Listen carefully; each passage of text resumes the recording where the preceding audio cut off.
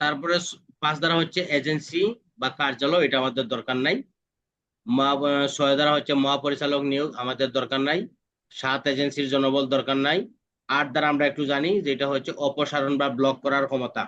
আমরা গতকালকে জুয়া প্রতিরোধ আইনে পড়ছিলাম যে এই যে জুয়ার যেসব বিষয়গুলো আছে এগুলা কি করতে পারেন, হুমকি প্রদর্শন করে বা কোনো অন্যায় ভাবে কেউ যদি ফেসবুক ইমেল এরকম প্রচার করে, তাহলে সেগুলো সরকার কি করতে পারে, ব্লক করতে পারে। ঠিক সাইবার স্পেসেও এইগুলা একই রকম সরকার ব্লক করতে পারে।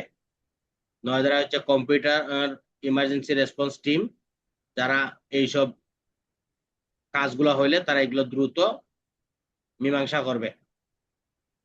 ওইগুলো আমাদের দরকার নাই, আমরা শুধু আমাদের পদোন্নতি পরীক্ষার জন্য আমরা এখন সরাসরি শাস্তির মধ্যে জায়গা, কারণ যেটা আমাদের জন্য দরকার।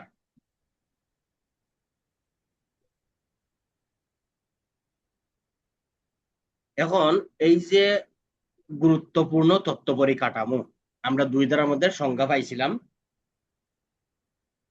এই এখন 15 ধারা হচ্ছে গুরুত্বপূর্ণ তথ্য পরিকাঠামো, যে এই আইনের উদ্দেশ্যে সরকার গেজেটের মাধ্যমে প্রজ্ঞাপন দ্বারা কম্পিউটার সিস্টেম নেটওয়ার্ক বা তথ্য পরিকাঠামোকে গুরুত্বপূর্ণ তথ্য পরিকাঠামো হিসেবে ঘোষণা করতে পারবে, এবং প্রত্যেক বছর অন্তত একবার এই গুরুত্বপূর্ণ তথ্য পরিকাঠামো হালনাগাদ করবে। 16 ধারা হচ্ছে গুরুত্বপূর্ণ তথ্য পরিকাঠামো নিরাপত্তা পরিবীক্ষণ ও পরিদর্শন নিরীক্ষা, যে মহাপরিচালক এই আইনের বিধান প্রতিপালন হয়েছে কিনা সেটা উনি নিশ্চিত করবেন, এবং প্রত্যেক বছর এটার অভ্যন্তরীণ বা বই পরি যে কাঠামো আছে সেগুলো পরীক্ষা নিরীক্ষা করিয়া কাউন্সিলের নিকট উপস্থাপন করবেন এবং মহাপরিচালক অবহিত করবেন। এখন আসি আমরা 17 অধ্যায়। 17 অধ্যায় হচ্ছে গুরুত্বপূর্ণ তথ্য পরিকাঠামোতে বেআইনি প্রবেশ বা হ্যাকিং এর দণ্ড। তাহলে আমরা 2 পাইছিলাম গুরুত্বপূর্ণ তথ্য পরিকাঠামোর সংজ্ঞা, আর শাস্তি হচ্ছে কি, গুরুত্বপূর্ণ তথ্য পরিকাঠামোতে বেআইনি প্রবেশ বা হ্যাকিং করা। কোনো ব্যক্তি সফটওয়্যার ডেভেলপার বা কৃত্রিম বুদ্ধিমত্তা টুল ব্যবহার করে যদি ইচ্ছাকৃত কোনো তথ্য পরিকাঠামোতে প্রবেশ করে, তাহলে তার শাস্তি ইলেকট্রনিক সার্ভার তথ্য চুরি, বিনাশ, বাতিল, পরিবর্তন করে।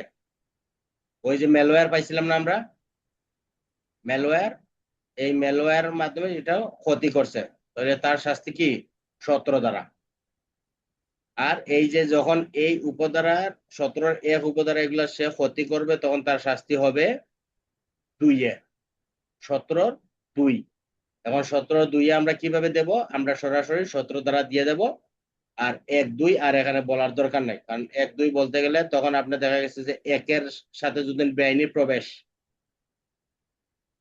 প্রবেশ করছে, চুরি করছে, বিনাশ করছে, বাতিল করছে, পরিবর্তন করছে, তার যে মূল্য আছিল এই মূল্যের উপযোগিতা নষ্ট করছে, তাহলে সেটার জন্য তার শাস্তি হবে কি, 17 2, 5 বছর কারাদণ্ড, 2 লক্ষ টাকা জরিমানা। আর যদি এটা কোনো অপরাধ সংগঠন করে ক্ষয়ের অধীন, তাহলে প্রথমে পাইলো কি, সে খালি অনধিকার প্রবেশ করছে, তাহলে তার শাস্তি। আর পরে হচ্ছে এটা ক্ষতি বিনষ্ট করছে, তাহলে তার শাস্তি হবে 2 ক। 17 2 হচ্ছে তার বিনাশ, চুরি, পরিবর্তন, যোগ্যতা নষ্ট করলে তার শাস্তি। তারপরে হচ্ছে 18 দ্বারা computer, computer device, computer system সে বেআইনি ভাবে প্রবেশের দণ্ড। 17তে ঢুকছে একটা তথ্য পরিকাঠামোতে, যেমন আমার পিআইএমএস এর মধ্যে সে ঢুকছে, তাহলে তার শাস্তি হলো কি, 17 2 আর ঢুকিয়ে আমার পিআইএমএস নষ্ট করছে, আমার তথ্য উপাত্ত গুলা নষ্ট করছে, তাহলে তার শাস্তি হবে 17 2 আর 18 দ্বারা হচ্ছে আমার কম্পিউটার বা ডিজিটাল ডিভাইসের কম্পিউটার সিস্টেমে বেআইনিভাবে প্রবেশ করছে, যখনই সে কোনো নেটওয়ার্কে বেআইনিভাবে প্রবেশ করিয়ে, তাহলে তার জন্য শাস্তি হবে 18 দ্বারা। আর যদি এই কম্পিউটারের ক্ষতি করে, বেআইনিভাবে প্রবেশ করে, হ্যাকিং করে, চুরি করে বিনষ্ট করে, তাহলে তার শাস্তি হবে 18(2) খ।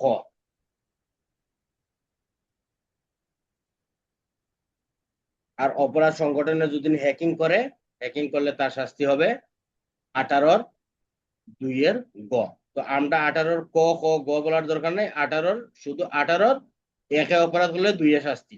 আর যদি 1, 2 বলতে না পারেন তাহলে অন্তত 18 দ্বারাটা বলে দিলেও কি হবে, মার্ক থাকবে।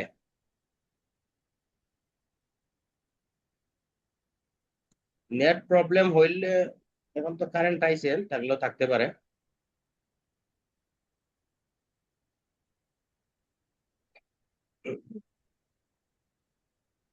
তারপর 19 দ্বারা হচ্ছে কম্পিউটার বা কম্পিউটার সিস্টেমস বা সাইবার স্পেসের ভৌত অবকাঠামো প্রতিসাধন করা। তাহলে সে কি করলো, 18-তে ঢুকলো, এই জন্য তার অপরাধ হইলো 18 দ্বারায়। খালি কম্পিউটারে প্রবেশ করলো বেআইনি ভাবে। আর 19-এ বলতেছে সে প্রবেশ করিয়া এটার সিস্টেম, তথ্য উপাত্ত এগুলা সংগ্রহ করে বা স্থানান্তর করে বা নষ্ট করে, তাহলে তার শাস্তি হবে 19 দ্বারা। অর্থাৎ কম্পিউটার সিস্টেমের যতগুলো ক্ষতি আছে তার শাস্তি হবে 19। 20 দ্বারা হচ্ছে সাইবার স্পেসে জুয়া খেলার দণ্ড। সাইবার স্পেসে জুয়া খেলার জন্য কোন অ্যাপ, পোর্টাল, ডিভাইস তৈরি করে, পরিচালনা করে বা জুয়া খেলার অংশগ্রহণ করে বা সহায়তা করে, উৎসাহ প্রদান করে বা বিজ্ঞাপনে অংশগ্রহণ করে, তাহলে তার শাস্তি হবে 20 দ্বারা। সাইবার স্পেসে জুয়া খেলার দণ্ড, এগুলো এখন জুয়া আইনে যেহেতু দিয়া দিলাইছে, অতএব এখানে আর সাইবারে আসার কোনো সুযোগ নাই। আর যদি এইরকম বলি দেয় যে সে কম্পিউটারের মাধ্যমে কি করছে, জুয়া খেলার অ্যাপস, পোর্টাল এগুলো ডিভাইস করছে, সেই ক্ষেত্রে সাইবারের 20 দিয়ে দিবেন, 15 সাথে 20 দিয়ে দিবেন। জুয়া আইনের 15 সাথে সাইবারের 20 দিয়ে দিবেন। তারপরে 21 দ্বারা হচ্ছে সাইবার স্পেসে জালিয়াতির অপরাধের দণ্ড। সাইবার স্পেস ব্যবহার করিয়া জালিয়াতি করে, তাহলে সেইটার জন্য তার শাস্তি হবে 21 দ্বারা। কম্পিউটার ডিভাইসের বা মোবাইল ব্যাংকিং পরিচালনা, হুন্ডি কার্য নিযুক্ত করা, জুয়ার পোর্টাল পরিচালনা করা। বিজ্ঞাপন তো স্যার দেখলাম বড় বড় ছেলে। হ্যাঁ,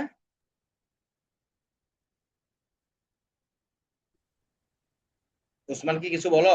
নেট গ্যাস লাগা, বাহ, আচ্ছা, নেট গ্যাস লাগা স্যার। ওই যে বিজ্ঞাপনের যে বিষয়টা, এটা তো হুম। দেখলাম বড় বড় সেলিব্রিটিরা এসব বিটিং এর অ্যাপ ট্যাপ করে বিজ্ঞাপন দেয়, আর কিছু হয় না। এরা কিছু হয় না, এগুলো তো মনিটরিং সেল করতেছে। এখন তো মূলত হচ্ছে এরা কি, এরা ওই যে থার্ড পার্টি অ্যাপ, ভিপিএন ব্যবহার করে এগুলো পরিচালনা করা, কথা বুঝছেন?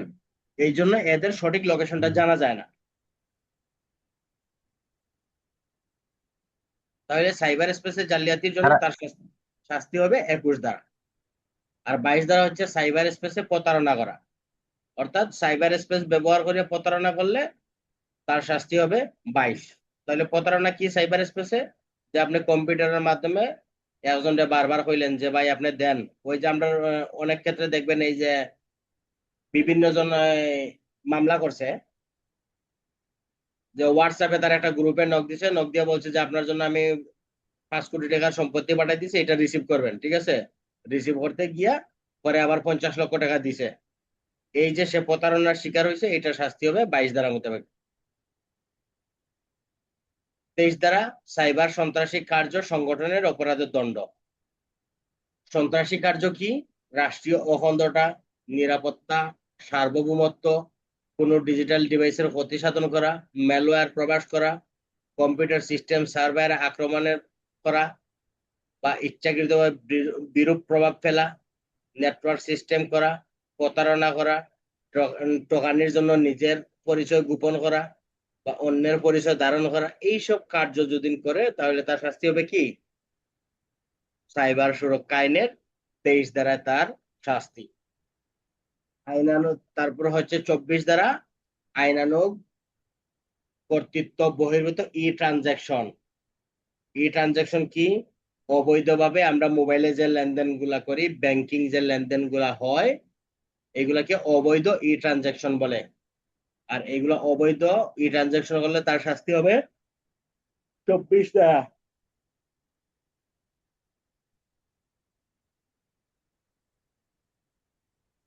তারপর হচ্ছে 25 ধারা, যৌন হয়রানি, ব্ল্যাকমেইলিং, অশ্লীল বিষয়বস্তু প্রকাশ সংক্রান্ত দণ্ড।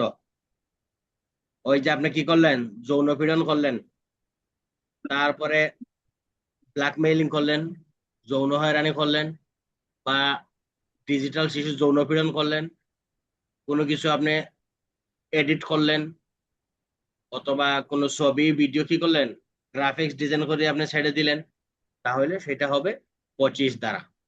যৌন হয়রানি, ব্ল্যাকমেইলিং বা অশ্লীল বিষয়বস্তু প্রকাশ করার জন্য তার দণ্ড সাইবার সুরক্ষা আইনের 25 ধারা। 26 ধারা সাইবার স্পেসে ধর্মীয় এবং জাতিগত বিষয়ে সহিংসতা, ঘৃণা বা বিদ্বেষমূলক তথ্য প্রচারের দণ্ড। সাইবার স্পেসে ধর্মীয় এবং জাতিগত বিষয়ে সহিংসতা, ঘৃণা বা বিদ্বেষমূলক তথ্য প্রচারের দণ্ড হচ্ছে 26 ধারায় শাস্তি।